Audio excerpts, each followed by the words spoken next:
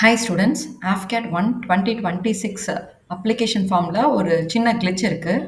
So அதோட update என்ன, ஐஎஃப்ஏலேருந்து அதுக்கு என்ன அப்டேட் கொடுத்துருக்காங்க அப்படிங்கிற டீட்டெயில்ஸ் வந்து அந்த வீடியோட எண்டில் இருக்கும். ஃபுல்லாக பாருங்கள். ஸோ இப்போ ரீசெண்டாக வெளிவந்த நோட்டிஃபிகேஷனில் கிராஜுவேஷன் பிஎஸ்சி சூஸ் பண்ணுறதுல மட்டும்தான் இஷ்யூ. ஸோ இப்போ நான் அதை மட்டும் தான் காமிக்க போகிறேன். ஃபுல் அப்ளிகேஷன் எப்படி ஃபில் பண்ணுங்கிறது இன்னொரு ஃபுல் வீடியோவாக வரும். ஸோ நீங்கள் ஃபாலோ பண்ணிகிட்டே இருங்க, உங்களுக்கு தெரியும். அதை பார்த்து நீங்கள் ஃபில் பண்ணிக்கோங்க. ஸோ இப்போ எலிஜிபிலிட்டி கிரைட்டீரியா ஃபில் பண்ணியாச்சு, கம்யூனிகேஷன் டீட்டெயில்ஸ் ஃபில் பண்ணியாச்சு. இப்போ குவாலிஃபிகேஷன் டீட்டெயில்ஸ் தான் ஃபில் பண்ண போகிறோம். ஸோ இந்த இருக்கு education qualification. So first level of education qualification வந்து 10+ கிராஜுவேஷன்.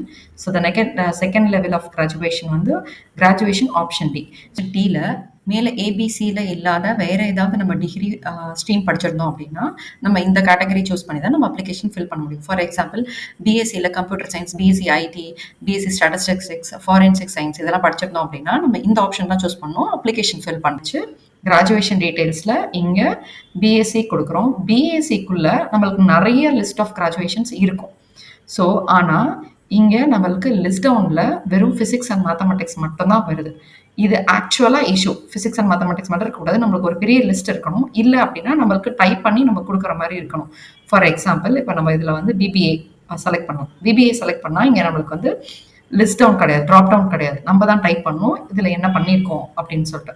ஸோ மற்றதுமே அப்படி தான். பேச்சுலர் ஆஃப் பிஸ்னஸ் ஸ்டடீஸ்னாலுமே இங்கே என்ன சப்ஜெக்ட்ஸில் பண்ணியிருக்கோம் நம்ம இங்கே கொடுக்கணும். ஸோ எய்தர் இது அதுக்கேற்ற மாதிரி இருக்கணும். பட் இப்போதைக்கு as of now physics and mathematics மட்டும்தான் இருக்குது.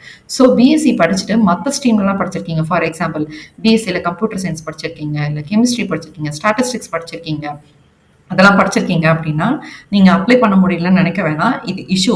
ஸோ நாங்கள் டேரெக்டாக ஐஎஃப்ஏக்கு காண்டாக்ட் பண்ணி நாங்கள் கேட்டுட்டோம். அவங்களும் இந்த இஷ்யூ இருக்குன்னு அக்செப்ட் பண்ணிட்டாங்க. அவங்க ஒரு 1 வீக் வெயிட் பண்ண சொல்லியிருக்காங்க. ஏன்னா இந்த இஷ்யூவை அவங்க ஃபிக்ஸ் பண்ணிட்டு இருக்காங்க.